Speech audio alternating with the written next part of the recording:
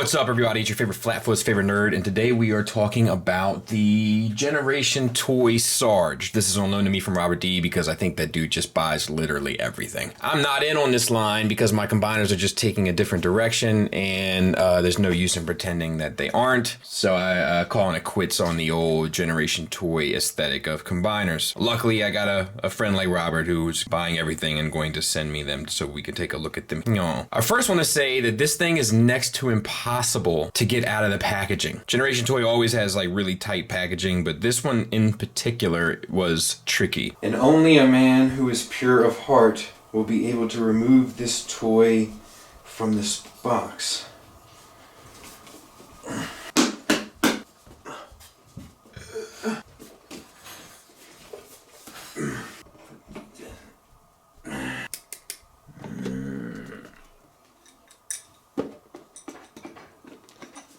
Bless!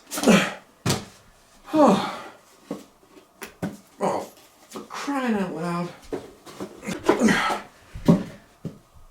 I'd like to thank my family. Good news is as it turns out, I think I am now the king of England. I have to let Cody know. Anyway, let's take a look at the vehicle. It's actually really clean and really smart. The windows are all black tinted. We have the red and blue translucent for the lights at the top. A nice gunmetal silver painted around the base there of the vehicle, all the way around, except for the rear. We have the red brake lights painted on. We have the silver on the wheels. The wheels, I think that's just a soft plastic, but I'm okay with that. Red painted for the front lights up here, and then we have the translucent plastic over top of silver paint for the headlights. We have soft side view mirrors there. The police with the Guardian Sarge is all tampoed on. That looks good. Underneath is clean. And yeah, I think it's really sharp and really well done. We have the exhaust ports here, and then obviously the gun can slide up in there. The gun itself has this handle which can come down, and silver paint on the barrel, and that's really all there is to really talk about. But yeah, I have no complaints, literally no complaints. Size comparison wise, there it is next to Tiger Track, so it is definitely in scale with the Masterpiece cars. So let's get it transformed, and it basically has to explode. So we'll untab these two pieces and this piece here, bring that in, and this piece, same on the other side, bring that in. Come on, girl. Bring this up and over. We can slide these pieces back and clear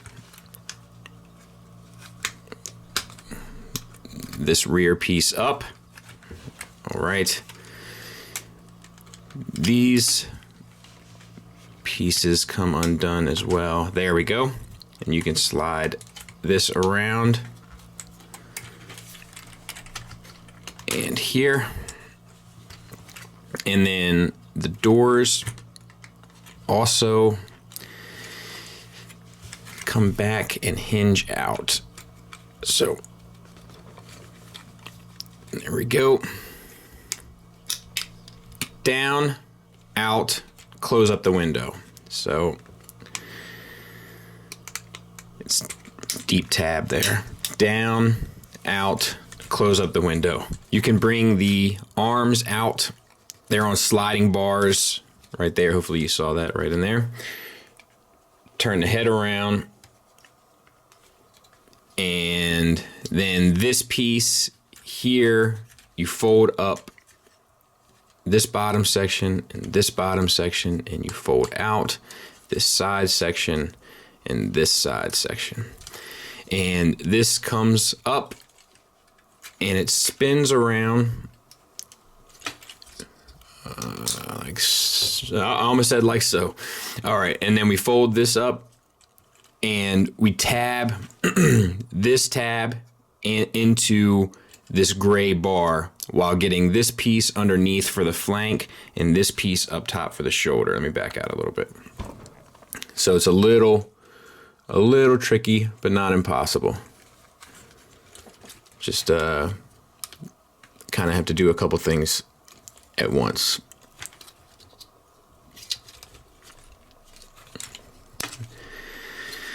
And this one wants to give me a little bit more trouble, obviously.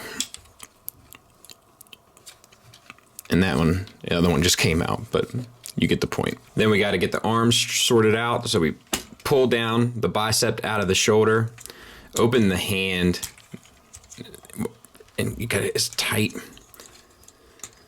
If you can get the fingers open, there. Pull that out, and then we circle or swivel the wheel so that this tab is up top and the wheel is on the bottom, and push in.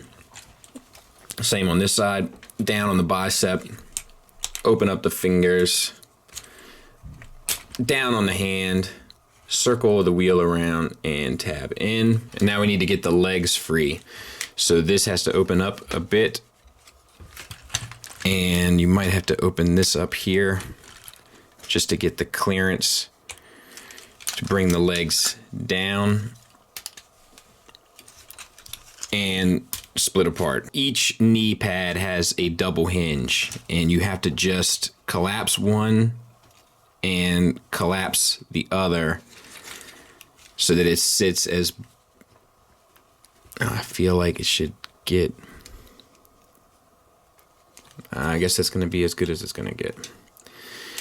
And I think it's, I got to double check that.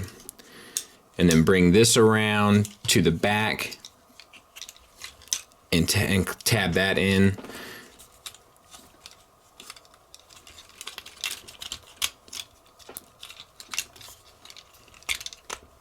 Tab that in.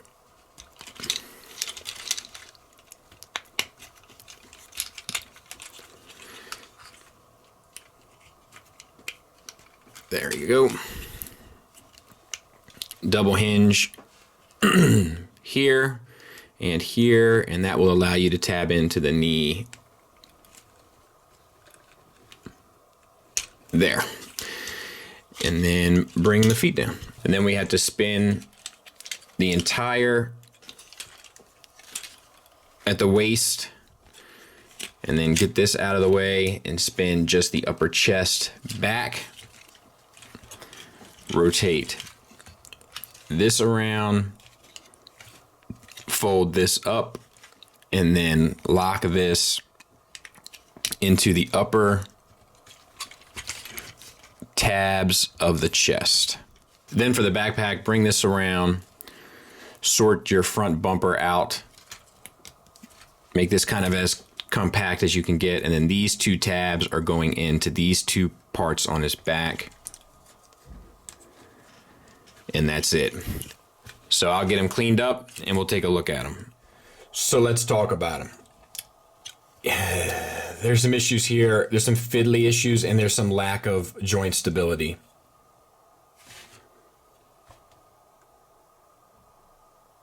Get low, bus. Come on. So the head hinge swivel, which is nice, and the head itself has silver paint. The eyes are actually translucent, like they would be light piped, but there's no light piping input, so it's just translucent blue plastic, which doesn't look great. We have white paint on the translucent chest, and then we have silver paint on the abdomen and pelvis, which is fine. You do get, an abdomen, waist swivel, and a bit, oh no, I guess you don't, because it pops the chest out. And I have found that the chest has a tendency to pop out anyway as you're manipulating the figure, and so does the backpack have a tendency to come untabbed as well. And the shoulder pieces have a tendency to come untabbed from the chest as well, so that's not great. We have red paint there, which looks nice. The shoulders themselves do have a great range of motion, but come on. Silver bicep swivel, double jointed elbow, which I feel like should get you a little bit more, but it at least gets you 90 degrees. Red paint on the inside, that looks good. Silver paint on the wrist, that looks good. The wrist itself is actually pretty cool because you have a hinge here, So you can get a wrist hinge, and then you have a swivel, and then the fingers are on a base pin knuckle, and the trigger finger is independently articulated, but you do have typewriter hands. And then we have gunmetal gray painted on the top of the hand. So all that's okay except for the typewriter fingers. Not the best. Same for the other side, but that arm stays where it's supposed to be. Or does it? I feel like... Oh, she's giving a little bit. Here, there she blows. Look out below. All right, enough. I think we've beat that dead horse to death. I think you guys get it. There's just some stuff that just doesn't want to stay in place. All right, so the hips are on universals, friction universals, so you get out to about there and then forward and back to there. Now, the red here, not great. Not a great choice. Like, it's not a deep red. It's the same red down here, and it's just dull and a little lifeless. Not the best. Thigh swivel built into the bottom of the universal, so that's fine. Then we have a double jointed knee that really gets you a great range. And then we have some silver accents coming through in the lower leg, the translucent obviously, and then some of the detailing. So all of that works pretty well. And then we have the ankle, which has a tilt up, a tilt down, slight tilt down, and then a pretty, incredible rocker. So you won't have any issues there. So it's really, honestly, it's really a mixed bag. Let's look at some size comparisons, and there he is from the back. Size comparison wise, he'll fit right in. He's slightly smaller than the Unique Toys Brawl. He's significantly smaller than the Zeta toys. He's slightly taller than the Transformission Stunticons, and he's slightly taller than the Masterpiece Cars. So he definitely fits size wise in a Masterpiece aesthetic. Final thoughts wise, this guy definitely has some issues. There's a number of things here that have a hard time staying tabbed in. It calls for a very fiddly play experience and really gets in the way of you having any fun. And I mean that in the action figure sense. On top of that, you add in this shoulder, and now this one is not giving me any help either. Like, come on. And it really starts to become burdensome. He's really going to be limited in what you can do with him.